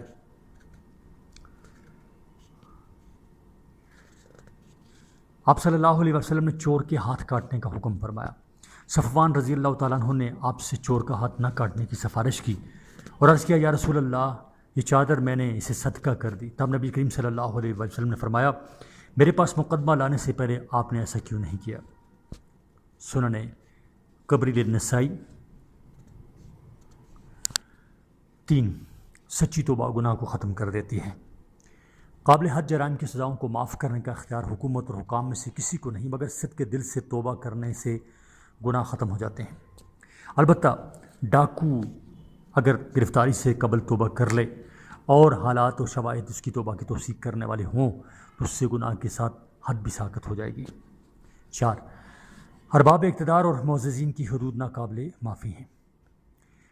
معزز سے مراد ایسا شخص ہے جو اچھی شہرت کا حامل ہے، اس سے کوئی غلطی سرزد ہو تو وہ توبہ کر لے، اور نادم ہو تو لوگوں کے حالات کے پیش نظر تعزیرات میں کمی بیشی ہو سکتی ہے، مگر حد میں ایسا ممکن نہیں۔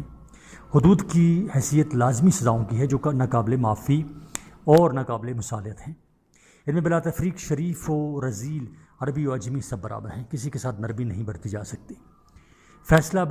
قبیلہ بنو مخزوم سے تعلق رکھنے والی فاطمہ نامی عورت کے چوری کرنے پر حضرت اسامہ رضی اللہ تعالیٰ عنہ نے جب دربار رسالت میں سفارش کی تو آپ صلی اللہ علیہ وسلم نے فرمایا، تم سے پہلے لوگ صرف اسی لیے ہلاک ہوئے کہ جب ان میں سے کوئی بڑا آدمی چوری کرتا تو اسے چھوڑ دیتے، اور جب کوئی کمزور چوری کرتا تو اس کے ہاتھ کاٹ دیے جاتے۔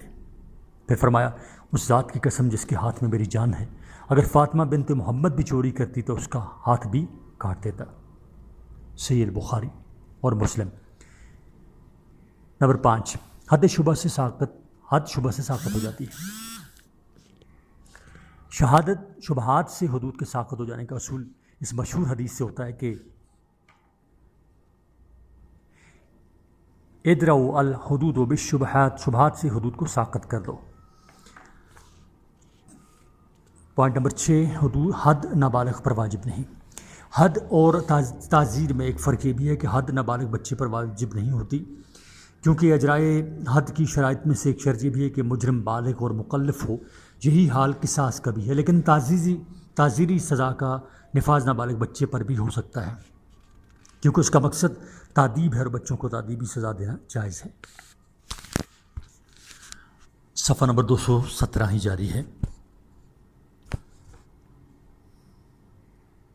حدود کے جرائم کی اقسام۔ حدود کے جرائم کی مندرجہ ذیل اقسام ہے۔ نمبر 1، حد زنا، حد قذف، حد شرب خمر یعنی شراب اور جوا، حد سرقہ، حد حرابہ، حد ارتداد اور حد بغاوت۔ پہلے ہم دیکھتے ہیں حد زنا اور اس کی شرائط۔ اسلام میں شرک اور قتل جیسے کبیرہ گناہوں کے بعد زنا کو کبیرہ گناہ اور جرم عظیم قرار دیا گیا ہے۔ زنا انسانی معاشرے کا سب سے بدترین جرم ہے۔ زنا کا جرم معاشرت، تہذیب اور اخلاق کو تباہ و برباد کر دیتا ہے۔ اسلام میں اس جرم کی سزا سخت متعین کی گئی ہے تاکہ بنی نوع انسان کو خاندانی نظام کی ابتری، عزت کے اختلاف، نسب کے ضیاع، مال کے نقصان، جان کی ہلاکت اور بدامنی اور انتشار سے محفوظ رکھ سکے۔ اسلام زناکاری سے ہمدردی کا رویہ اختیار کرنے سے منع کرتا ہے۔ ارشاد باری تعالیٰ ہے، الزانیۃ والزانی فاجلدوا کل واحد منہما مئۃ جلدۃ ولا تأخذکم بہما رأفۃ فی دین اللہ ان کنتم تؤمنون باللہ والیوم الآخر ولیشہد عذابہما طائفۃ من المؤمنین۔ سورہ نور آیت نمبر 2۔ ترجمہ، بدکاری کرنے والی عورت اور بدکاری کرنے والے مرد جب بدکاری ثابت ہو جائے تو دونوں میں سے ہر ایک کو 100 کوڑے مارو، اور اگر تم اللہ اور روز آخرت پر ایمان رکھتے ہو تو ان پر ترس کھانے کا جذبہ اللہ کے دین کے معاملہ میں تم کو دامنگیر نہ ہو، اور چاہیے کہ ان کی سزا کے وقت مسلمانوں کی جماعت بھی موجود ہو۔ صفحہ نمبر 218، محسن کی سزا یعنی شادی شدہ زانی کی سزا۔ اسلامی شریعت نے محسن کی سزا رجم رکھی ہے۔ رجم کا مطلب ہے کہ پتھر مار مار کر ہلاک کر دینا۔ رجم کی سزا قرآن و سنت اور اجماع سے ثابت ہے۔ حد زنا نافذ کرنے کی شرائط۔ نمبر 1، صفحہ نمبر 218۔ نمبر 1، حد زنا نافذ کرنے کی شرائط۔ نمبر 1، قرآن مجید کی وضاحت کے مطابق 4 چشمدید گواہ ہوں۔ 2، گواہ شریعت کی روح سے قابل اعتبار ہوں۔ 3، کسی مقدمے میں جھوٹے گواہ ثابت نہ ہو چکے ہوں۔ 4، گواہوں نے ملزموں کو عین حالت جرم میں دیکھا ہو۔ اور 5، مجرم اپنے جرم کا 4 مرتبہ اقرار کرے۔ نمبر 2، حد قذف۔ قذف کے لغوی معنی۔ عربی لغت میں قذف کے معنی تیر مارنے یا پتھر پھینکنے کے ہیں۔ قذف کے اصطلاحی معنی۔ اسلامی شریعت میں قذف کے معنی ہے، نمبر 1، کسی بے گناہ پر زناکاری کا الزام لگایا جائے۔ 2، کوئی ایسی بات کی جائے جس کا مطلب ہو کہ وہ شخص بدکار ہے یا تھا، مثلاً کسی کو اس کے باپ کے سوا کسی اور سے منسوب کرنا۔ رمی۔ اللہ تعالیٰ نے قذف یعنی لوگوں پر تہمت لگانے کو قرآن مجید میں رمی سے تعبیر فرمایا ہے، جس کے معنی ہے پتھر پھینکنا۔ ارشاد ربانی ہے، والذین یرمون المحصنات، سورہ نور آیت نمبر 4۔ ترجمہ، یعنی جو لوگ پاک دامن عورتوں پر تہمت کا تیر پھینکتے ہیں۔ صفحہ نمبر ہے 219۔ یعنی جس طرح تیر کمان سے نکل کر بے اختیار ہو جاتا ہے، اسی طرح کوئی لفظ بھی ہمارے منہ سے نکلنے کے بعد ہمارے اختیار سے نکل جاتا ہے اور اپنے نشانے پر پہنچ کر کسی کے لیے اذیت کا باعث بنتا ہے۔ اسی لیے اللہ تعالیٰ نے زنا کی تہمت لگانے کو رمی سے تعمیر فرمایا۔ حد قذف۔ نمبر 1، حد قذف 80 کوڑے ہیں، جیسے کہ ارشاد باری تعالیٰ ہے، والذین یرمون المحصنات ثم لم یأتوا بأربعۃ شہداء، سورہ نور آیت نمبر 4۔ ترجمہ، جو لوگ پاک دامن عورتوں پر تہمت لگائیں اور پھر گواہ نہ لائیں تو ان کو 80 کوڑے مارو اور کبھی ان کی شہادت قبول نہ کرو، وہ ہی بدکار ہیں۔ نمبر 1 ان کی گواہی آئندہ قبول نہ کی جائے. 2 انہیں مجرموں اور فاسقوں میں شمار کیا جائے. نمبر 3 دنیا اور آخرت دونوں جگہ ان پر لعنت ہے. 4 روز قیامت ان کے اعضاء ان کی خلاف گواہی دیں گے. اور 5 اللہ تعالیٰ نے ان کے کرتوتوں کی پوری سزا دے گا اور انہیں جہنم رسید کرے گا. حد قذف جاری کرنے کی شرائط. نمبر 1 حد قذف اس پر جاری کی جائے گی جو اپنا الزام ثابت نہ کر سکے. 2 قاذف عاقل اور بالغ ہو، چاہے مسلمان ہو یا غیر مسلم، آزاد ہو یا غلام. صفحہ نمبر 220. نمبر 3 جس پر حد قذف لگائی جائے یعنی مقذوف عاقل ہو، بالغ ہو، آزاد ہو، مسلمان ہو اور زنا سے پاک دامن ہو، خواہ مرد ہو یا عورت. 4 قاذف مقذوف کا باپ، دادا، پردادا، ماں، دادی اور پردادی وغیرہ نہ ہو.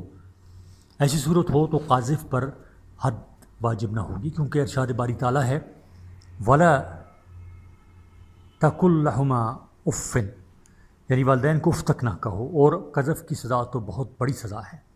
صفحہ نمبر 220 جاری ہے. حد سرقہ اور اس کی شرائط. سرقہ کی تعریف.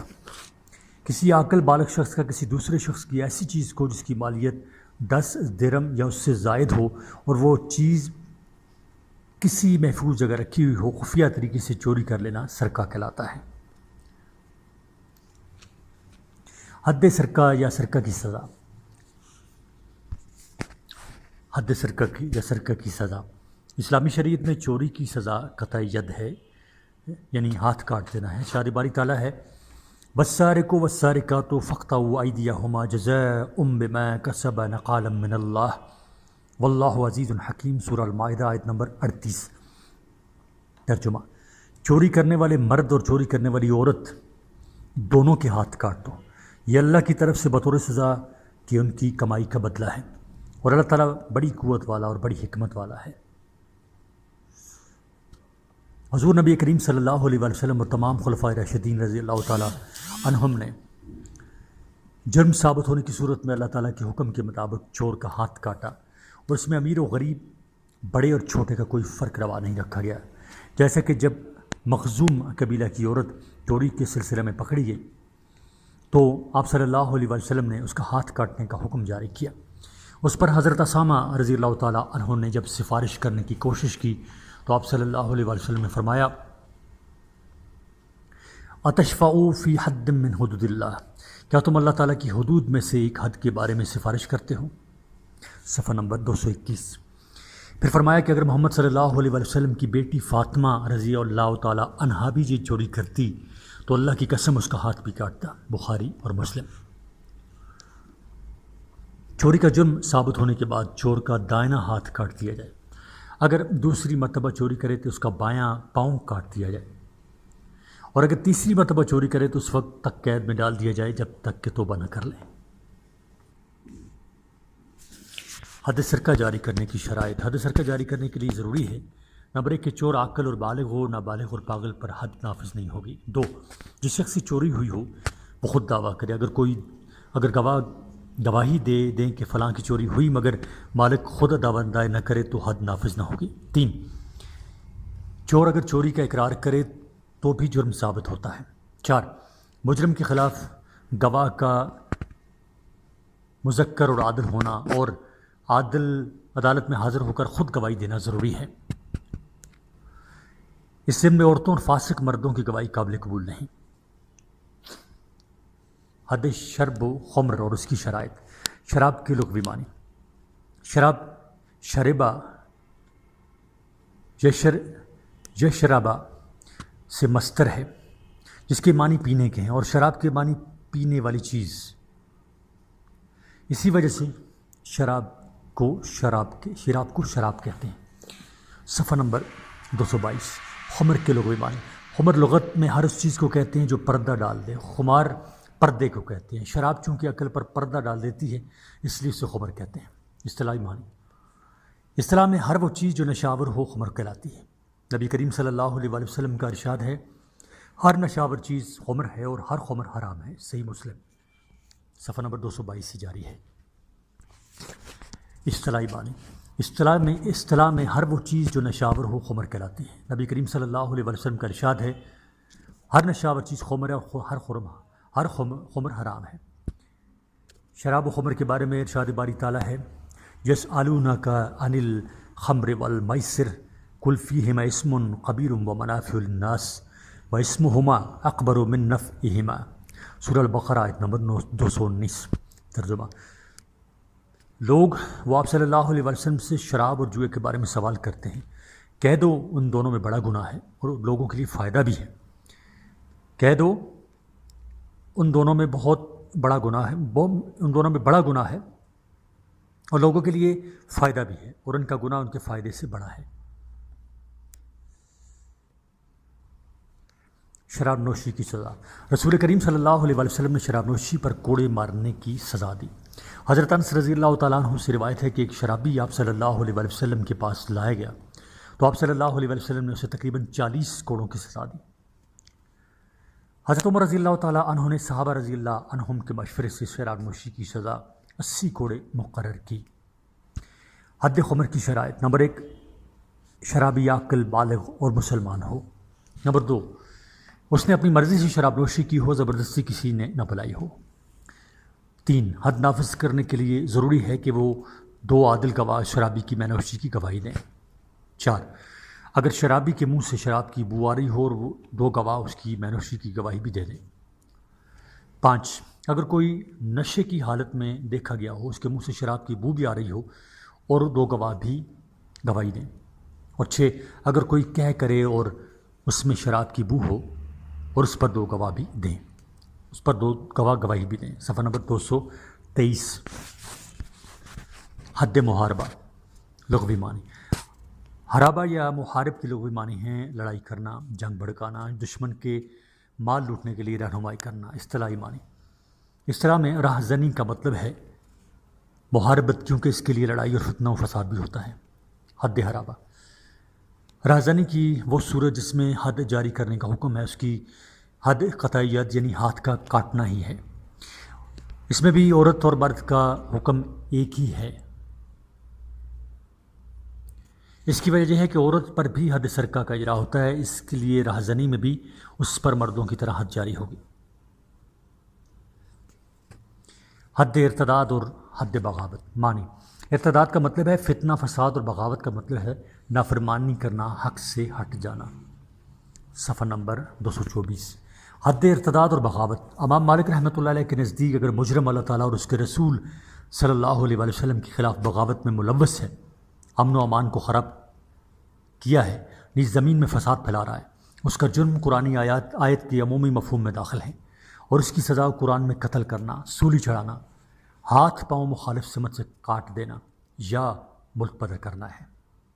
اس کی سزا قرآن میں قتل کرنا یا سولی چڑھانا یا ہاتھ پاؤں مخالف سمت سے کاٹ دینا یا ملک بدر کرنا ہے، یعنی ایک سزا ہے۔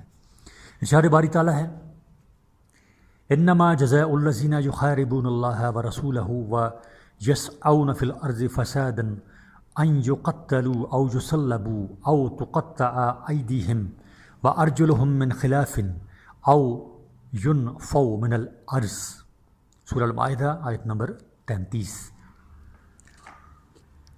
ترجمہ: جو لوگ اللہ اور اس کے رسول صلی اللہ علیہ وسلم سے لڑائی کریں اور ملک میں فساد کرنے کو دوڑتے پھریں، ان کی یہی سزا ہے کہ قتل کر دیے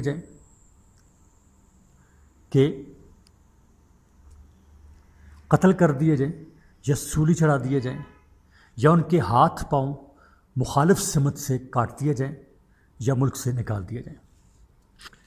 اسلام کے امتیازات اور شرائط۔ اپنی ملت پر قیاس اقوام مغرب سے نہ کر، خاص ہے ترکیب میں قوم رسول ہاشمی، ان کی جمعیت کا ہے ملک و نسب پر انحصار، ان کی جمعیت کا ہے ملک و نسب پر انحصار اور مذہب سے مستحکم ہے جمعیت تیری۔ اس کا مطلب ہے، میں دوبارہ پڑھتا ہوں، اپنی ملت پر قیاس اقوام مغرب سے نہ کر، خاص ہے ترکیب میں قوم رسول ہاشمی، ان کی جمعیت کا ہے ملک و نسب پر انحصار اور مذہب سے مستحکم ہے جمعیت تیری۔ اس کا مطلب یہ ہے اسلام کے سیاسی نظام کی وہ خصوصیات جو کسی اور مذہب کے نظام سیاست میں ناپائید ہیں، تنظیم سیاست کے لیے وہ بنیادی شرائط ہیں۔ صفحہ نمبر 225۔ نمبر 1، ابدی نظام۔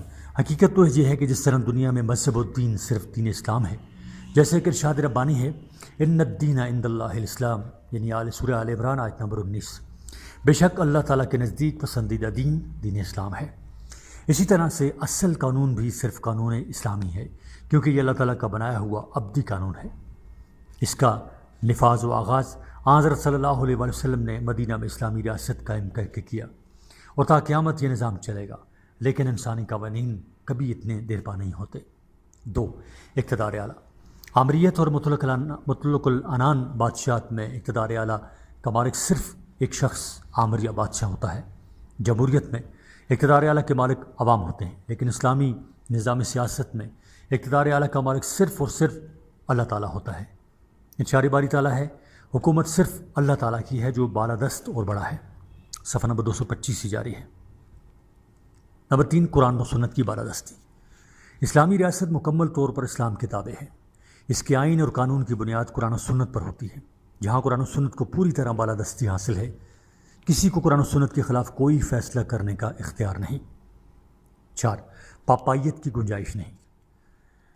اسلامی ریاست میں کسی ایسے مذہبی گروہ یا جماعت کو حکمرانی کرنے کی ہرگز اجازت حاصل نہیں جو قرآن و سنت سے ہٹ کر قوانین بنائے اور پھر انہیں اللہ کی طرف منسوب کرے، جیسے کہ ماضی میں یورپ کے کئی ممالک میں پادریوں کی اجارہ داری تھی۔ اسلام میں پاپائیت کا کوئی تصور موجود نہیں۔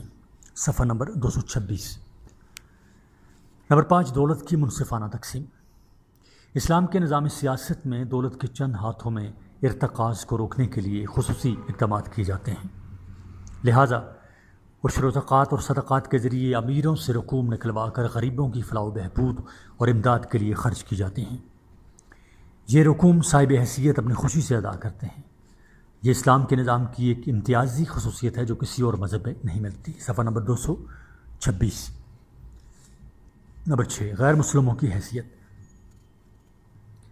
اسلامی نظام حکومت میں غیر مسلموں کو معاشرتی، اقتصادی اور مذہبی تمام حقوق دیے جاتے ہیں۔ انہیں اپنے مذہب کے مطابق عبادت کرنے اور مذہبی رسومات کی ادائیگی کرنے کی پوری آزادی حاصل ہوتی ہے۔ کسی اور نظام میں سیاست میں یہ وسعت نظری نہیں ملتی۔ نمبر 7، حکومت کی ذمہ داری اور جواب دہی۔ اسلامی حکمران اللہ تعالیٰ کے سامنے جواب دہ ہوتے ہیں۔ ارشاد نبی صلی اللہ علیہ وآلہ وسلم ہے جس کا کوئی سرپرست نہیں، اس کی سرپرست اسلامی حکومت ہے۔ اسی طرح حضرت عمر رضی اللہ تعالیٰ عنہ نے فرمایا اگر دریائے دجلہ کے کنارے کوئی بکری کا بچہ بھی پیاسا مر گیا تو اس کی ذمہ داری مجھ پر ہوگی۔ نمبر 8، طبقاتی امتیاز کا خاتمہ۔ اسلامی نظام طبقات کے امتیاز کو ختم کر کے مساوات اور انصاف کی فضا قائم کرتا ہے۔ اس وجہ سے حضرت عمر رضی اللہ تعالیٰ عنہ کے بیٹے کا جرم ثابت ہونے پر کوڑے لگائے گئے۔ نمبر 9، خواتین کا احترام و عزت۔ اسلام کے قانون میں خواتین کو باعزت مقام دیا جاتا ہے۔ ان کو وراثت کا حق اور نکاح ثانی کی اجازت دی جاتی ہے، حالانکہ قبل از اسلام خاتون سے زندہ رہنے کا حق بھی چھین لیا جاتا تھا۔ صفحہ نمبر 227۔ نمبر 10، اسلامی فلاحی ریاست۔ صحیح اسلامی فلاحی ریاست حقیقی معنوں میں نبی کریم صلی اللہ علیہ وآلہ وسلم کی قائم کردہ تھی، جس میں اسلام کے اصول اپنی عملی شکل میں رائج تھے، جہاں انسان تو انسان، حیوانوں کے حقوق کا بھی خیال رکھا جاتا تھا۔ ایک صحابی رضی اللہ تعالیٰ عنہ سے روایت ہے کہ ہم ایک سفر میں آپ صلی اللہ علیہ وآلہ وسلم کے ساتھ تھے۔ آپ صلی اللہ علیہ وآلہ وسلم کسی ضرورت سے الگ ہوئے تو ہم نے ایک کبوتری کا بچہ دیکھا اور اٹھا لیا۔ تھوڑی دیر میں کبوتری پھڑپھڑاتی ہوئی آئی تو آپ صلی اللہ علیہ وآلہ وسلم نے فرمایا من فجأ هذه بولدها ردوا ولدها الیها، سنن نسائی، سنن ابو داؤد۔ ترجمہ، اس کو اس کے بچے کی وجہ سے کس نے تنگ کیا، اس کا بچہ اسے واپس لوٹا دو۔ غلام معاشرے کا پسا ہوا فرد نہ تھا، غلام معاشرے کا پسا ہوا فرد نہ تھا۔ اس کا ثبوت حضرت انس رضی اللہ تعالیٰ عنہ کا یہ قول ہے، میں نے 10 سال تک نبی کریم صلی اللہ علیہ وآلہ وسلم کی خدمت کی، اس دوران میں نے ان کی اتنی خدمت نہ کی جتنی انہوں نے میری کی۔ بخاری و مسلم۔ 11، شخصی آزادی۔ اسلامی نظام کی ایک امتیازی خصوصیت اس کی شخصی آزادی ہے۔ اسلام سے قبل غلام رکھنے کا رواج تھا، لیکن اسلام نے اس غلامی کو ختم کر کے سب انسانوں کو اپنی مرضی کے مطابق زندگی بسر کرنے کی اجازت دی۔ ارشاد باری ہے، ارشاد باری تعالیٰ ہے، اللہ تعالیٰ نے اپنے بندوں کو جو آزادی دی ہے اسے کوئی حکمران تو درکنار خود اللہ تعالیٰ کے رسول نبی کریم صلی اللہ علیہ وسلم بھی سلب نہیں کر سکتے۔ 12 نکاح کا حق۔ اسلام نے نکاح یا شادی کا حق دے کر معاشرے سے فحاشی اور بے حیائی کا خاتمہ کر دیا ہے، جبکہ مغرب میں نکاح کی کوئی اہمیت نہیں۔ مندرجہ بالا امتیاز و شرائط اسلام کے سیاسی نظام کی وہ امتیازی خصوصیات ہیں اور یہ اسلامی نظام کے قیام کے لیے ضروری ہیں، ورنہ وہ اسلامی نظام ہوگا ہی نہیں۔ صفحہ نمبر 228 علم سیاست میں اسلام کی علمی رہنمائی۔ اس کا مطلب ہے سیاسی نظم و ضبط میں اسلام کی علمی رہنمائی کیسے حاصل کی جا سکتی ہے، تو اس علمی رہنمائی کے درجہ ذیل ماخذ ہیں، یعنی جہاں سے اس کو حاصل کیا جا سکتا ہے۔ نمبر 1 قرآن مجید۔ اسلامی قانون مکمل طور پر قرآن مجید کی صورت میں رسول کریم صلی اللہ علیہ وسلم پر نازل فرمایا گیا۔ اس میں انسانی زندگی کے ہر مسئلے پر بحث کی گئی ہے۔ ارشاد باری تعالیٰ ہے، اے نبی صلی اللہ علیہ وسلم، ہم نے تمہاری طرف کتاب برحق نازل کی ہے تاکہ تم لوگوں کے درمیان اس کی روشنی کے مطابق فیصلہ کرو جو اللہ تعالیٰ نے تم کو دکھائی۔ سورہ النساء آیت نمبر 105۔ حقیقت تو یہ ہے کہ جب تک مسلمان قرآنی تعلیمات کے مطابق زندگی بسر کرتے رہے ان کی پوری دنیا پر حکومت تھی، اور آج ان کی خستہ حالی کی وجہ ان کی قرآن سے دوری ہے۔ وہ زمانے میں معزز تھے مسلمان ہو کر اور تم خوار ہوئے تارک قرآن ہو کر۔ نمبر 2 حدیث و سنت۔ صفحہ نمبر 228 سے جاری ہے۔ اسلامی تعلیمات کا دوسرا بڑا ماخذ رسول اکرم صلی اللہ علیہ وسلم کی حدیث و سنت ہے۔ حدیث کے لغوی معنی۔ حدیث کے لغوی معنی بات چیت اور گفتگو کے ہیں۔ حدیث کے اصطلاحی معنی۔ اصطلاح میں حدیث کا مطلب نبی کریم صلی اللہ علیہ وسلم کے قول و فعل اور تقریر ہیں۔ حدیث اور سنت میں فرق۔ نبی کریم صلی اللہ علیہ وسلم کا قول و فعل اور تقریر کو بیان کرنا حدیث اور عمل سنت کہلاتا ہے۔ صفحہ نمبر 229۔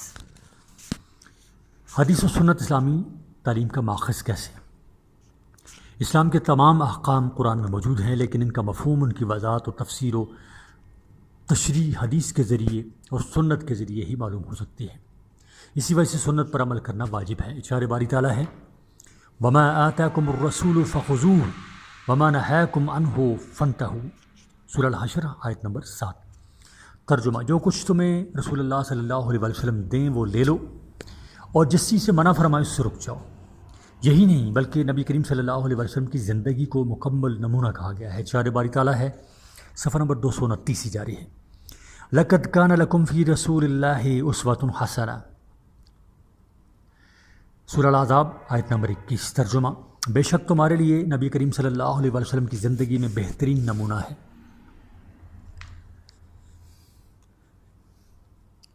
یعنی نبی کریم صلی اللہ علیہ وسلم کی حدیث و سنت اور ان کی پوری زندگی سے ایک منظم سیاسی نظام کی مکمل تعلیمات مل سکتی ہیں، کیونکہ حقیقت تو یہ ہے کہ آپ نے جس نظام سیاسی کی بنیاد رکھی اس کی مثال تاریخ میں تو کیا آنے والے دور میں بھی کبھی نہیں مل سکتی۔ نمبر 3 اجماع لغوی معنی۔ اجماع کے لغوی معنی متفق ہونے اور اکٹھا ہونے کے ہیں۔ اصطلاحی معنی، اس طرح میں کسی حکم شرعی پر ایک زمانے کے فقہا اور مجتہدین کا متفق ہونا اجماع کہلاتا ہے۔ اجماع اسلامی قانون کا تیسرا بڑا ماخذ ہے۔ اجماع میں عام لوگ یا کم علم لوگ شامل نہیں ہیں۔ اجماع امت کا اختیار صرف اور صرف اسلامی شریعت یعنی قرآن و سنت پر عبور رکھنے والوں کو ہی حاصل ہے۔ صفحہ نمبر 230۔ وہ جو اجماع کریں گے اس سے کسی دوسرے کو فرار نہ ہوگا، جیسے کہ ارشاد باری تعالیٰ ہے، یا ایھا الذین آمنوا اتقوا اللہ وکونوا مع الصادقین۔ سورۃ توبہ آیت نمبر 119۔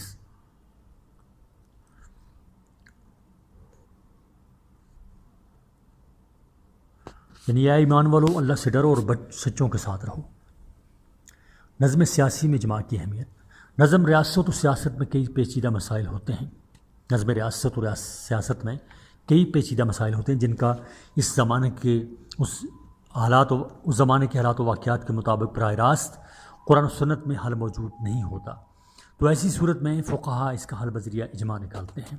نمبر 4 قیاس لغوی معنی۔ لغوی معنی اندازہ لگانے کے ہیں۔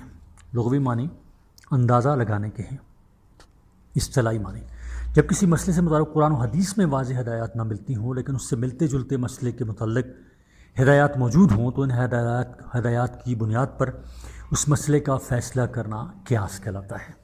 5 اجتہاد لغوی معنی کوشش کرنا، غور و خوض سے کسی مسئلے کو حل کرنا اور نئی بات پیدا کرنا ہے۔ صفحہ نمبر 231 اصطلاحی معنی قرآن و سنت کی روح کے زیر اثر کسی ایسے مسئلے کا حکم دریافت کرنا جس کے بارے میں قرآن و سنت میں واضح ہدایات موجود نہ ہوں، اجتہاد کہلاتا ہے۔ نبی کریم صلی اللہ علیہ وسلم نے حضرت معاذ رضی اللہ تعالیٰ عنہ کو یمن کا والی بنا کر بھیجا اور بھیجتے وقت دریافت کیا کہ فیصلہ کیسے کریں گے۔ انہوں نے عرض کیا قرآن کے مطابق، اگر وہاں سے رہنمائی نہ ملی تو سنت کے مطابق، اور اگر وہاں سے بھی کوئی رہنمائی نہ ملی تو پوری کوشش سے اپنی عقل کے مطابق فیصلہ کروں گا۔ اس پر حضرت صلی اللہ علیہ وسلم نے خوشی اور پسندیدگی کا اظہار فرمایا۔ سنن ابی داؤد۔ لیکن عام آدمی اجتہاد نہیں کر سکتا۔ مجتہد کے لیے قرآن و سنت، عربی زبان اور جدید مسائل سے پوری طرح واقف ہونا ضروری ہے۔ بلند کردار جو خوف خدا رکھتا ہو صرف وہی یہ اہم ذمہ داری انجام دے سکتا ہے۔ اجتہاد اور قیاس میں فرق صفحہ نمبر 231 جاری ہے۔ ان میں فرق یہ ہے کہ اجتہاد اس مسئلے سے متعلق ہوتا ہے جس کے متعلق قرآن و سنت میں کوئی حکم نہ ملتا ہو، نہ اشارہ اور نہ